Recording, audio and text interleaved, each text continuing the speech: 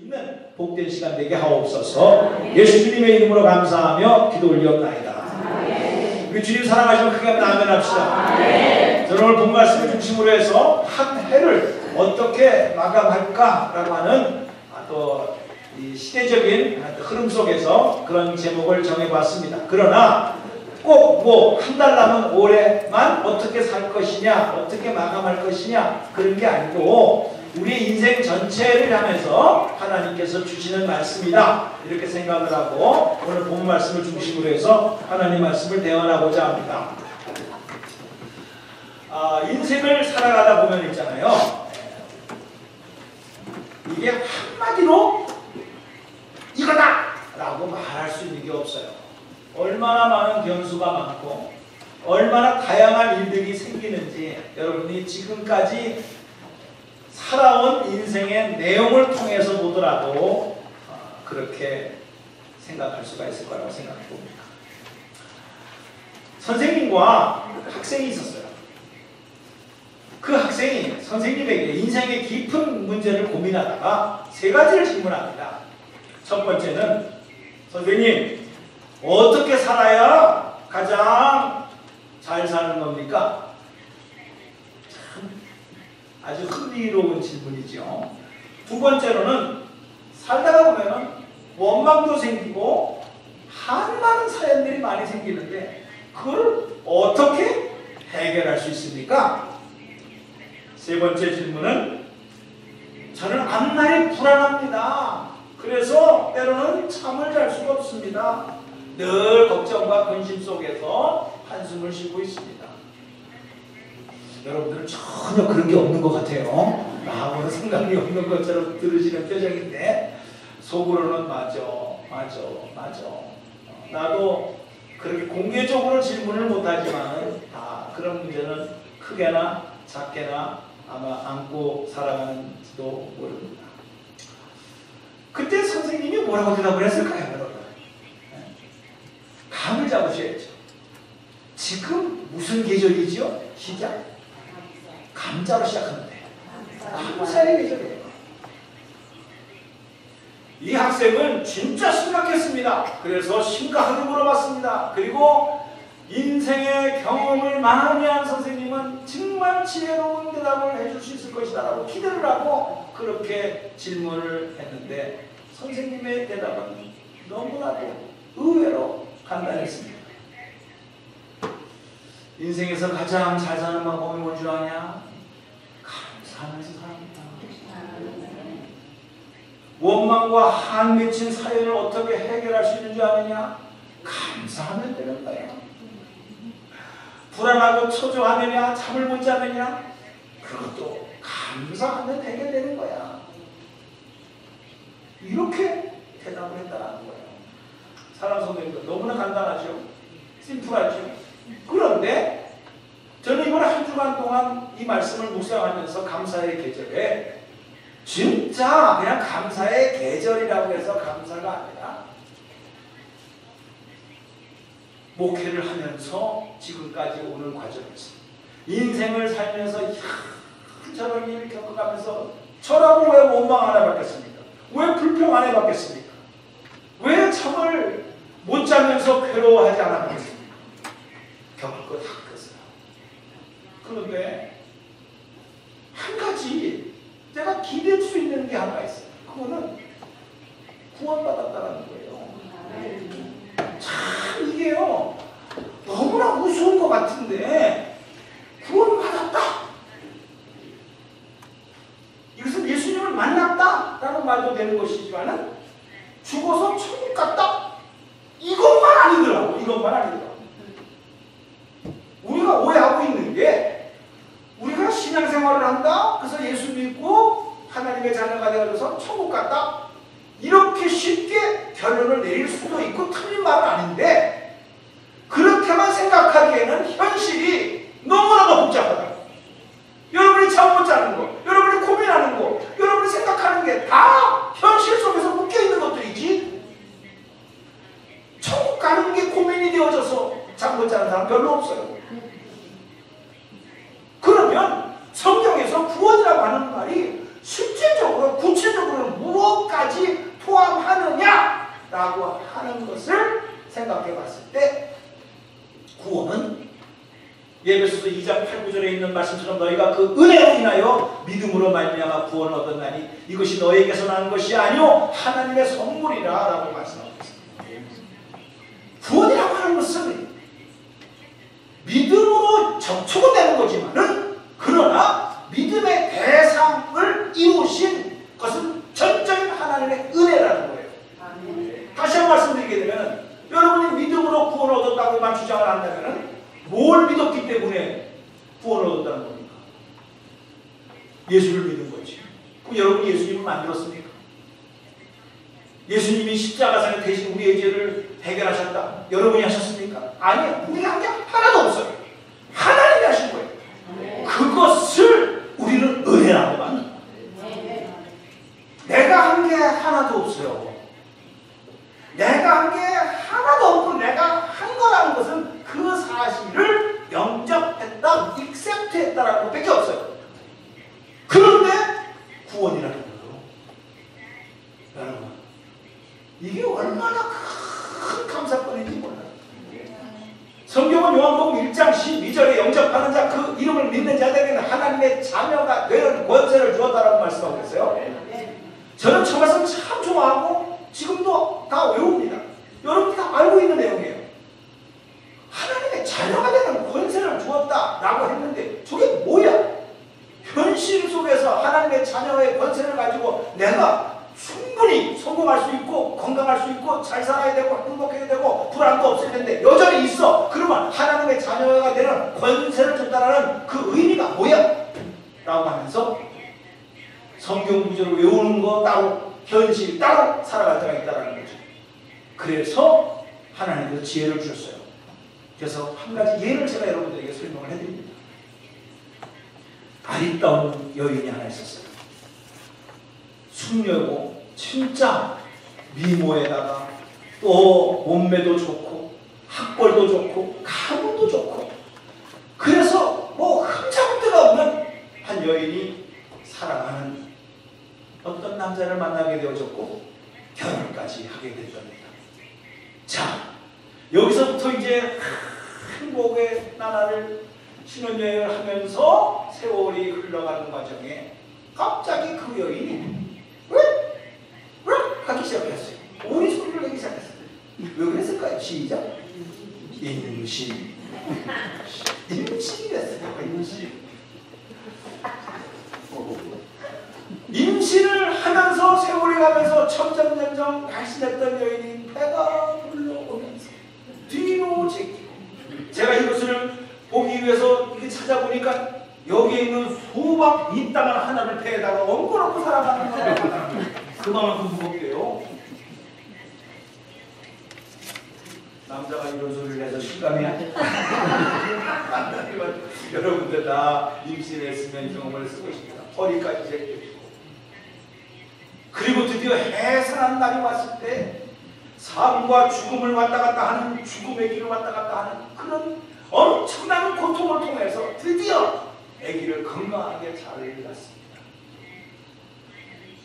여러분 그게 10개월 동안에 이루어진 일을 내가 그냥 10초 만에 얘기를 했는데 이게 보통 일이 아니죠. 그럴 때 태어나지 않았던 아기가 엄마 나를 10개월 동안 몸속에 되기를 얼마나 수고 많이 해서 꽃다발을 갖다 줬다든가 뽀뽀를 해줬다든가 그런 게 있습니까? 아니에요. 기대하지도 않지만은 여러분 태어나자마자 엄마의 몸 상태가 어떻게든 제가 상관없이 2시간마다 먹을 걸 달라고 울어지기는 애기 멀쩡한 사람도 여러분 2시간 있다가 또 정맥이고 또 2시간 지나고 또 깨워서 정맥이고 멀쩡한 사람도 정신이 오락가락하는 게 2시간마다 젖을 줘야 되는 엄마의 마음 마침 뭐 시댁과 친정이 멀어서 옆집 아줌마가 사람을 저기서 하혈하게 됐는데 너무너무 고생하는 거예요. 그래서 세대 왜 이렇게 당신이 이런 학벌과 이런 날란트와 이런 기술이 있고 했는데 아기를 가져가지고 왜 이렇게 생고생을 하고 잠 못 자고 당신의 처녀 때의 모습하고 지금 보면 사람 꼴이 아니네. 그 아기 갖다 버려. 이랬다고 생각을 해봅시다. 그 여인이 제정신이 비로소 들어가지고 That's right 이렇게 말을 했겠습니까? 미쳤잖아. 당신이 어떻게 나한테 그런 소리 할 수 있어? 내 자식이요. 남의 자식이 아니요. 내 사랑의 열매요. 그러기에 내가 생사를 왔다 갔다 하는 죽음의 길 앞에서도 내가 해산의 고통으로 이 얘기를 하고 애가 하나로서도 나가기는 관계없이 내가 이 얘기를 살리려고 젖을 먹이고 내 몸이 망가져도 내가 이 얘기를 돌보느라고 고생한 이 모습은 진짜 고생이 아니라 내가 이 애를 사랑하기 때문에 그런 것이 아니고 그렇게 얘기를 했다.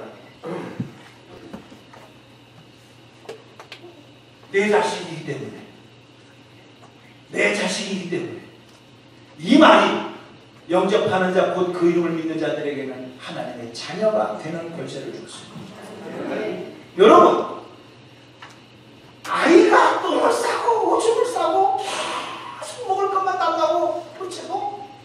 내 자식이기 때문에 엄마는 젖을 물리고 피곤하더라도 젖을 물리고 똥을 싸더라도 마다하지 아니하고 치우고 내 자식이기 때문에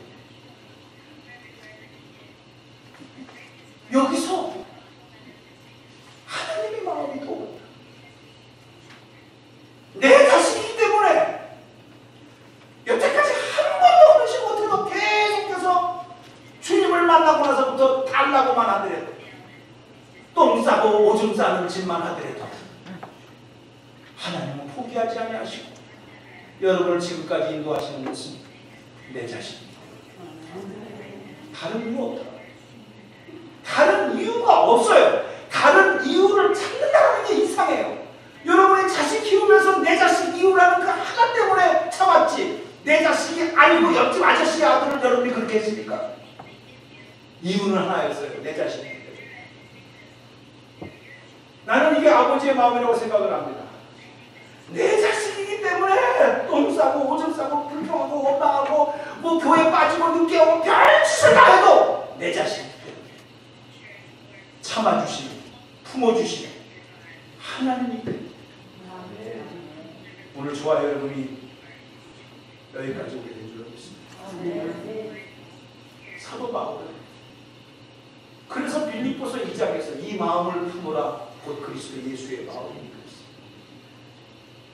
예수님은요 어떻게 해서 이길 수가 있었을까 생각을 해봤어요. 예수님이라고 해가지고 배신을 안 당했다. 예수님이라고 해서 고문을 안 당했다. 다 인간으로서 겪을 수 있는 경우는 다 겪었습니다. 근데 어떻게 주님은 이겼을까? 죽으면서까지도 저들을 용서해 주시옵소서라고 얘기를 했을까? 예수님은 한 가지더라. 아버지의 마음을 품었어요. 예수님. 떡을 싸고 오줌을 싸고 내 자식이니까 내가 품어야 된다. 그거를 예수님은 품었어요. 그거 하나로 모든 배신과 모든 고통을 참으셨어요. 성경은 그렇게 말합니다. 12절에 그러므로 너희는 하나님이 택하사 거룩하고 사랑받는 자처럼 이거 잘 안 떠오릅니다. 우리는 현실이 너무나 크기 때문에. 그러나 제가 조금 전에 예를 들은 것처럼 내 자식이기 때문에 또 오줌 싸고 잠을 못 재우면서까지 젖달라고 보채고 내 자식이기 때문에 주는 엄마의 마음, 부모님의 마음은 하나님이 당신을 사랑받는 자처럼 똑같은 얘기입니다. 왜? 영접했기 때문에 하나님의 자녀가 되는 권세를 줬기 때문에 그 이유 하나로 저와 여러분을 오늘 이 자리까지 인도하여 주신 줄로 믿습니다. 그래서 예수님은요 그거를 믿었어요. 아무리 세상이 나를 핍박하고 하나님이 못 본 채 하는 것처럼 느껴져도 하나님이 나를 향한 사랑은 변하지 않는다. 이 사실을 가슴에 품고 그 모든 것을 이길 수 있었다. 저는 그렇습니다. 교회에서도 마찬가지고 여러분이 신앙생활하는 것도 많은 이유가 있지만요, 단 하나만 붙잡으면 돼요. 하나님은 배신하지 않으신다. 끝까지 책임져 주신다. 이것만 확실히 믿으면은 어떠한 역경 속에서, 어떠한 환경 속에서 감사가 나오게 되어 있습니다.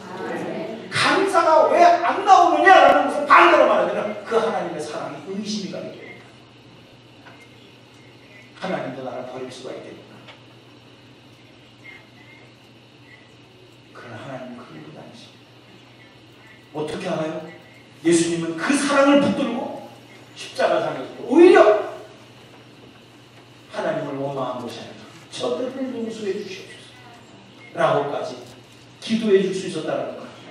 그래서 오늘 본 말씀에 사랑을 받는 자처럼 긍휼과 자비와 겸손과 온유와 오래 참음을 못 믿고 누가 누구에게 불만이 있거든 서로 용납하여 피차 용서하되 주께서 너희를 용서하신 것 같이 너희도 그리하라. 한 달 남은 2017년도 어떻게 살까? 아니, 여러분의 인생을, 나머지 인생을 어떻게 살까? 이거 하나 붙잡고 하나님의 자녀가 됐기 때문에 하나님이 결코 포기하지 아니하신다라는 확신을 가지시고 여러분들이 모든 일에 이 말씀을 적용한다면 하나님의 사랑이 예수 그리스도 안에서 꼽힌 것처럼 이 마음을 품으라고 그리스도 예수의 마음이니 우리는 이제 예수의 마음을 품으면 이 모든 것을 녹이고 사랑은 허다한 허물을 덮느니라. 이런 복된 말씀 속에서 여러분의 인생이 자유함을 얻고 어떻게 살 것인가, 불안과 축조가 있는데 어떻게 하면 되겠습니까? 그리고 미래가 걱정되는데 어떻게 하면 좋겠습니까? 그 해답이 바로 발견하게 될 줄로 믿습니다. 두 번째로 제가 예수님께서 공생애를 하면서 어떻게 이겨나갈 수 있었을까라고 했을 때 사도 바울이 발견한 것은 예수님 안에 감사가 있다는 거예요. 이거는 너무나 제가 마음에 정말 꽝하니 이렇게 충격이 은혜로서 느껴진 그런 장면이었어요. 우선 본문 말씀을 보게 되면 15절에 이렇게 말합니다. 그리스도의 평강이 너의 마음을 주장하게 하라. 너희는 평강을 위하여 한 몸으로 부르심을 받았나니 너희는 또한 감사하는 자가 되라. 평강이 왔다라는 거예요. 평강을 위하여 한 몸에 부르심을 받았다라는 거예요. 근데 이 평강이 없어요. 제가 너무나 시시콜콜 일어나는 사건들과 미래에 대한 걱정이 평강을 주질 못해요. 근데 그게 평강이라고 말하는 거예요. 아니, 저 사도 바울이 어떻게 그리스도의 평강이 너의 마음을 주장하게 하라고 했을까? 그러면 예수님의 평강은 뭘까? 이거예요. 예수님의 평강은 뭘까? 그걸 알아야 나도 그 마음이 내한테 들어와서 예수님께서도 그 평강으로 승리한 것처럼 나도 승리할 수 있지 않을까? 이런 마음을 갖게 되어졌고요. 그 다음에 오늘 마지막 17절 보게 되면 또 무엇을 하든지 말에나 이래나 다 주 예수의 이름으로 하고 그를 힘입어 하나님 아버지께 감사하라. 누구를 힘입어? 예수를 힘입어 하나님 아버지께 감사하라는 거예요. 예수님의 힘을 얻어서 감사하라는 거예요. 근데 실제로 이거는 현실적으로 너무나 거리가 먼 거예요. 우리가 뭐 예수의 이름으로 힘 얻어서 뭐 감사할 게 뭐 있습니까? 우리가 손으로 뛰고 발로 뛰고 그냥 몸으로 때워서 해야 될 일들이 얼마나 많은데 그냥 뭐 주님의 이름으로만 하면 되는 겁니까? 이것도 감이 안 오는데 성경을 저렇게 말하는 거예요. 그럼 도대체 예수의 이름으로 힘입으라는 말이 무엇일까? 라는 것을 의문을 갖게 하면서 실제로 예수님께서 인간의 몸으로 오셔가지고 가장 극한 상황 십자가를 바로 앞두고 하나님 아버지 앞에 기도했던 내용이 있어요. 실제로. 그러니까 이거는 거짓말이 아니에요. 사도 바울이 이걸 그냥 글을 쓰기 위해서 쓴 게 아니라 예수님이 실제로 그렇게 했다라는 거죠. 그 했다라는 기록이 요한복음 17장에 있어요. 17장을 보게 되면은 자 띄워주겠습니다. 17장 1절부터 보게 되면은 드디어 예수님께서 이렇게 마지막으로 겟세마네 동산에서 십자가를 앞두고 이렇게 기도를 하십니다. 요한복음 17절에 예수께서 이 말씀을 하시고 눈을 들어 하늘을 우러러 가라되 아버지여 때가 이르렀사. 이 때가 무슨 때예요? 시작? 십자가예요. 그러니까 죽을 때가 왔다는 거예요. 아주 심플합니다. 십자가는 사형 방법이니까 죽을 때가 왔다는 거예요. 아들을 영화롭게 하사 아들로 아버지를 영화롭게 하사. 말이 됩니까? 여러분이 지금 죽게 생겼는데 당장 죽는데 아들을 영화롭게 하사 살리는 게 영화롭게 하는 것이지 어떻게 죽는 게 영화롭게 한다는 겁니까? 또 그게 또 아버지를 영화롭게 하는 거라고 얘기를 할 수가 있겠습니까? 말이 돼요? 안 되지요. 근데 예수님은 지금 죽을 때가 왔다고 하면서 나를 영화롭게 하라는 거예요. 자, 잠깐 의문문을 적어두고 4절에 또 이렇게 설교를 합니다. 아버지께서 내게 하라고 주신 일을 내가 이루어 아버지를 이 세상에 영화롭게 해요. 아버지께서 내게 하라고 주신 일이 뭐예요? 시작? 십자가. 또 죽는 거예요. 그래서 그것을 통해서 아버지를 영화롭게 했다라는 거예요. 말이 됩니까? 우리는 살아야, 우리는 성공해야, 우리는 잘돼야, 우리는 출세해야 아버지 영광 받으시옵소서. 여러분들이 하버드 대학의 아들이 가면은 우와 하나님께 영광 그러지. 취직도 못하는 아들을 보고 아버지께 영광. 근데 지금 죽으면서도 아버지께 영광이라는 거예요. 말이 돼요? 안 되지요. 또 의문문을 적어요. 10절에 가서 아버지께 내 거라는 거예요. 내 것은 다 아버지의 것이요 아버지의 것은 내 것이요 내가 그들로 말미암아 영광을 받아. 또 영광을 받았다는 거예요. 아버지께 내 것, 내 것이 아버지 거예요. 여러분도 그렇게 생각하십니까? 내 거는 내 거, 아버지 거는 아버지 거지. 헌금할 때마다 고민이 되죠. 내 거를 내는구나. 자, 또 넘어갑시다. 13절에 이렇게 말합니다. 지금 내가 아버지께로 가오니 내가 세상에서 이 말을 하옵는 것은 그들로 내 기쁨을 그들 안에 충만히 가지게 하려 합니다. 와, 예수님은 예수님 자체이기 때문에 확실한 기쁨이 있다는 거예요. 근데 내가 나 하나만 갖는 기쁨으로 만족하지 않겠다는 거예요. 이것을 깨달아 나를 따르는 모든 제자들도 이 동일한 기쁨을 갖게 하려 함이라 라고 주님은 그렇게 기도했어요. 여러분은 그런 기쁨이 있습니다. 죽음을 합니다. 이것도 제가 생각을 해보니까 이해가 안 되는 거예요. 계속 이해가 안 되잖아요. 우리가 뭐 하나님의 자녀가 되는 권세를 줬다라고 했는데 그거 말만 하면 안 되고 제가 엄마와 그 아기, 새댁과 아기를 낳았을 때 그 과정을 설명해주고 내 자식이니까 그렇게 희생하면서까지도 돌본다는 그 사랑, 그거와 하나님의 사랑과 비교할 수 없지만 연결을 시켰을 때 조금 여러분의 표정이 그 사람이 이 사람이었구나. 자, 여기서 또 한번 우리가 구원받았다는 것에 대해서 다시 한번 생각을 해보세요. 지금 구원의 일을 이루기 위해 십자가를 앞두고 지금 그렇게 하는 거 아니에요. 그럼 구원이라는 게 뭡니까? 자, 이거예요. 여러분의 나이와 상관없이 오는 순서는 있어도 가는 순서는 없다고 말한 것처럼 우리가 감기 걸린 거하고 의사한테 가서 진단을 받아보니까 암말기입니다 라고 판정을 받고 나오는 거하고 다를 것 같아요. 독감 걸렸습니다. 그냥 뜨거운 물 몇 차 드시고 그리고 푹 쉬세요.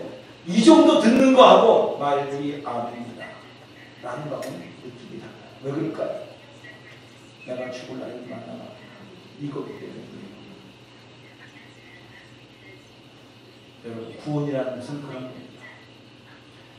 천국 같다 그게 아니라 우리가 아무리 여러분 잘 산다고 하고 뭐 오래 산다고 해도 100살이면요 갈 때가 됐다 그럴 거예요. 근데 구원이라고 하는 것은 한정된 인간의 나이에서 영원한 생명의 나이로 바뀌어지는 것이 구원이에요. 인간의 생명이 아니라 하나님의 생명과 연결되는 게 구원이에요. 암엔이 실제적으로 저도 암 걸려보고 암 환자도 보고 다 봤는데 달라요. 말기암 환자가 새로운 신약이 나왔습니다. 이 약만 먹으면 100% 임상실험에서도 나왔고 났으니까 틀림없이 20년은 더 살 겁니다. 라고 신약을 투여를 했을 때 신약을 투여했다고 해가지고 낫기는 낫지만 머리털 빠질 건 다 빠지고 손톱이 시꺼매지면 다 시꺼매지고 그리고 혓발이 다 녹고 몸에 이상이 나타나는 것 고통은 다 있어요. 그러나 분명히 낫는다. 분명히 낫다. 라는 임상시험 결과의 소망 때문에 우리는 그 고통을 이겨요. 이겨요. 참아요. 왜? 낫기 때문에. 얼마 더 살라고? 20년. 하나님의 생명과 연결되는 것은 이터널 라이프예요. 영원한 생명이에요. 인간의 한계가 되어져 있는 생명에서 영원한 생명으로 연결되어지는 것이 구원이에요. 그것을 지금 예수님은 십자가를 통해서 연결시키겠다는 거예요. 연결시키겠다고. 이거를 하냐고. 거기에는 자기의 고통이 문제가 아니라 이거로 말미암아 온 인류가 영원한 생명과 연결될 수 있는 다른 역할을 내가 하는구나라는 기쁨이 있었다고요.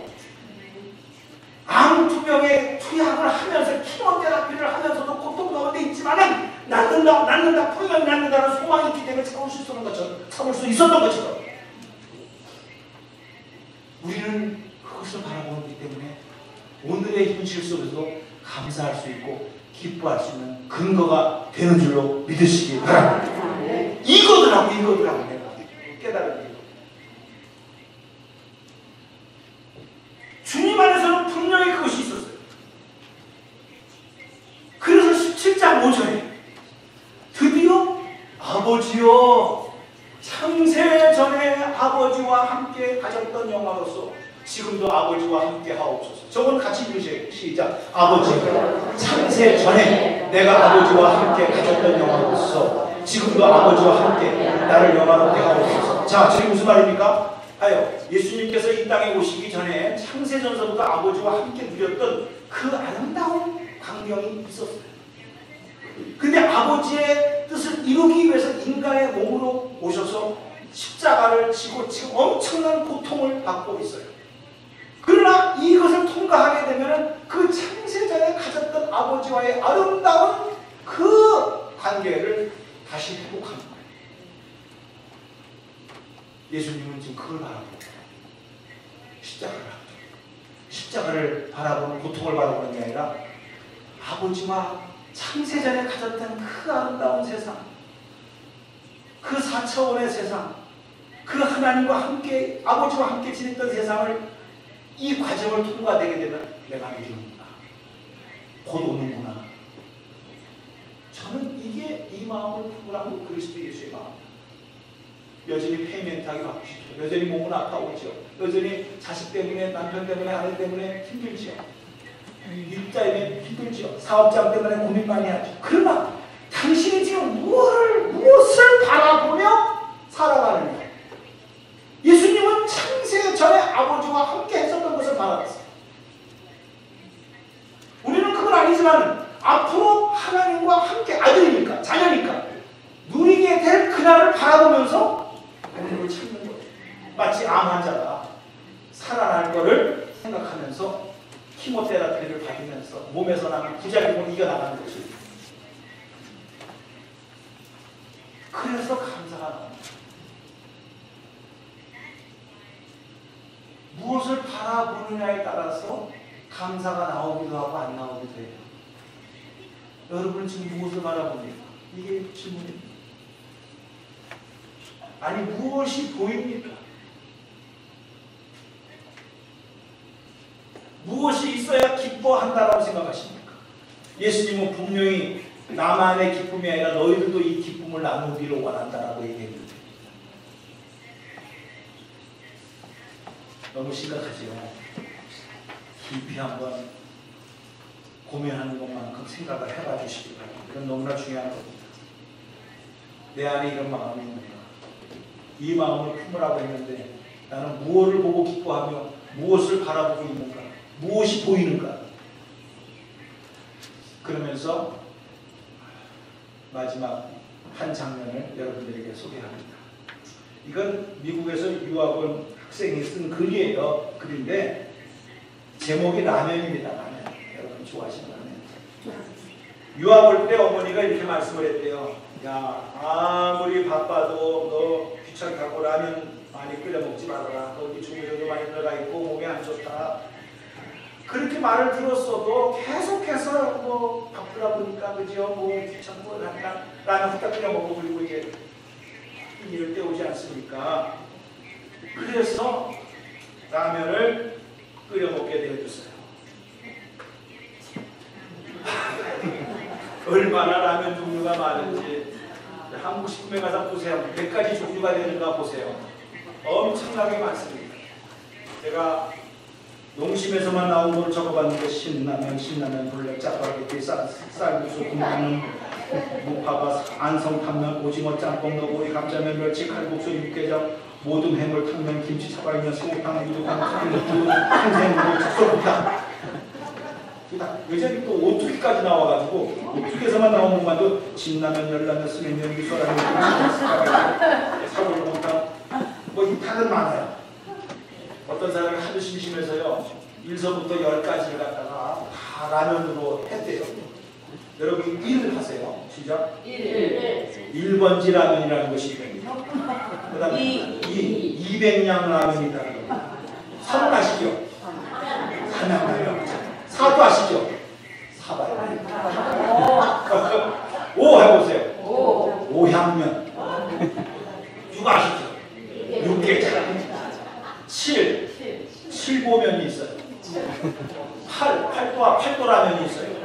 9 구운면이 있어요. 10라면이 있어요. 이런 건 몰라도 천국 다 가요. 그러니까 그냥 여러분들이 너무 심각하게 받아들여서 그렇게 했는데 이 유학생이 라면이라는 제목을 가지고 이렇게 글을 썼답니다. 어떻게 글을 썼는가? 그때 좀 더 잘 보냈던 라면. 그 라면이 그 라면이 또 집에 가서 한참 웃을라. 지금은 무슨 말인지 몰라가지고 하도 미국 온 지가 오래돼가지고. 2 번째, 그때 좀 더 잘 보냈더라면, 잘해 주었더라면. 3 번째, 그 말을 안 했더라면, 그 일을 그때 끝냈더라면, 자동차를 천천히 몰았더라면, 그때 거기를 안 갔더라면 이 라면이었다라는 거예요.